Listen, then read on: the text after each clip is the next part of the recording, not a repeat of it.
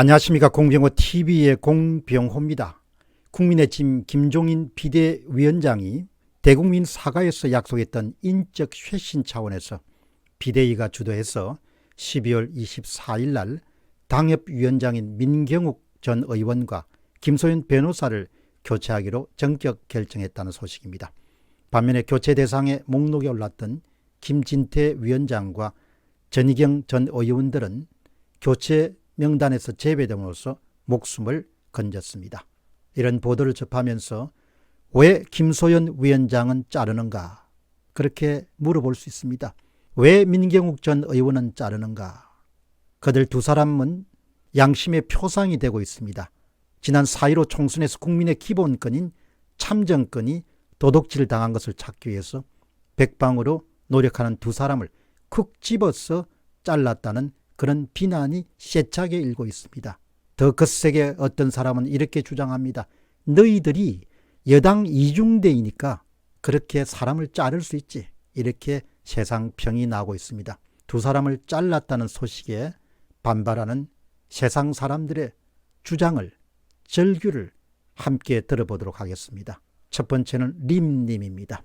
부정선거해서 자리도 빼앗긴 녀석들이 말도 못하고 벙어리처럼 가만히 있더니 부정선거했다고 말하는 사람들을 모두 다 잘라버렸네. 이제 국민의 짐이 되어가고 있다. 야당다운 야당이 나와야 된다. 이렇게 이야기하는 겁니다. 여기서 그러니까 국민의 힘이라 이야기하지 않고 그냥 국민의 짐이라고 딱 잘라서 이야기해버리는 겁니다.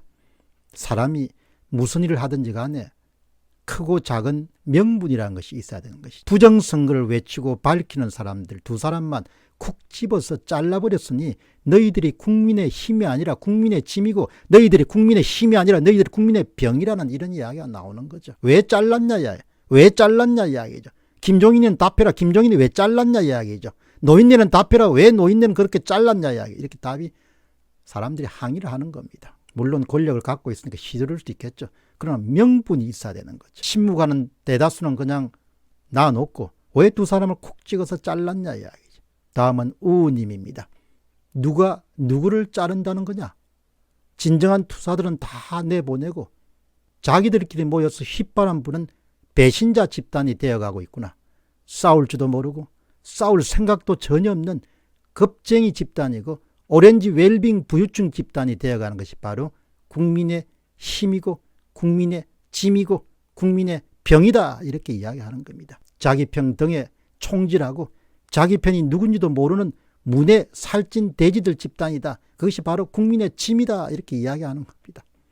우님이 남긴 의견에 약간의 해설을 더했습니다. 다음은 리님입니다. 오늘은 크리스마스 이브입니다.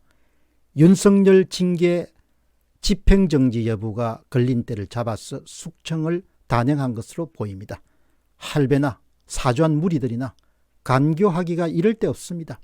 자신들도 옳지 않고 떳떳하지 못하는 걸 잘 아는 겁니다. 저는 12월 24일을 딱 선택해서 이렇게 단행하는 것을 보고 언론이 쉬는 날을 겨냥한 그런 일이다 이렇게 봤습니다. 반발을 잠재울 수 있는 절묘한 타이밍을 선택했구나 이렇게 본 거죠. 이런 것을 사람들이 다 읽어내는 겁니다.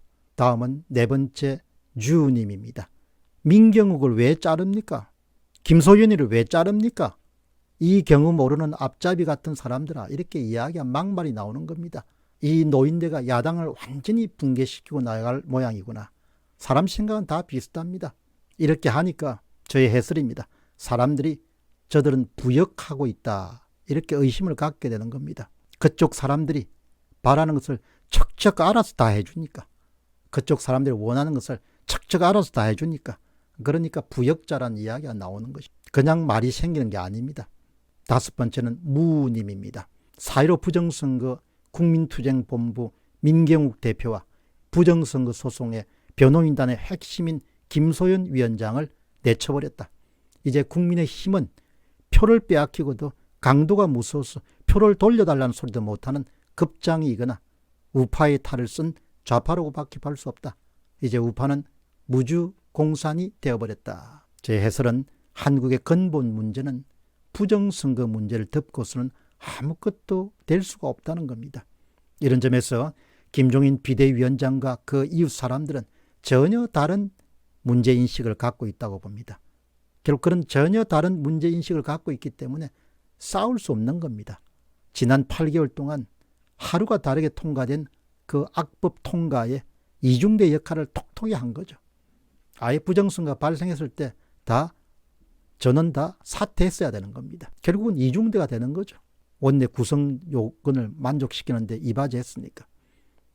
그 다음에 킴님입니다. 국민의 정서도 읽지 못하는 국민의힘. 자멸로 길을 가고 있습니다. 1차적으로 김종인 비대위원장이 나가는 것이 사는 길입니다. 대다수의 보수 국민들이 떠내기 김종인 씨를 반대하는데도 주호영을 비롯한 함께하는 사람들은 도대체 무슨 생각을 하고 있는 겁니까? 무슨 생각을 하고 있는 겁니까? 이렇게 묻는 겁니다. 어떻든 그분의 수건이 뭔지는 알 수가 없지만 이번에 두 사람을 이렇게 자르는 것을 보면서 정말 참 분별력이나 이런 면에서 보면 대책이 없는 사람들이구나, 그런 생각을 하게 됩니다. 어떻든 지금까지 4.15 총선 이후에 참 고생스럽게 이 부정선거 이슈를 계속해서 다룬 두 사람이 이제 드디어 당협위원장까지 축출당하는 그런 상황을 보면서 한국에서는 야당이 없다고 이렇게 보는 게 좋겠습니다.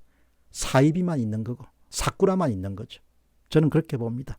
사쿠라와 사이비는 만발했지만 야당이 없는 거죠. 모든 존재란 것은 마땅히 수행해야 될 역할이 있지 않습니까? 야당다운 야당을 못하는데 그게 어떻게 야당이라고 부를 수 있겠습니까? 이제 국민의 힘은 국민의 짐을 넘어가지고 아마 좀 있으면 국민의 병이 되지 않을까, 그런 생각을 하게 됩니다. 두고 보시겠습니다. 공병호 TV의 공병호였습니다. 감사합니다.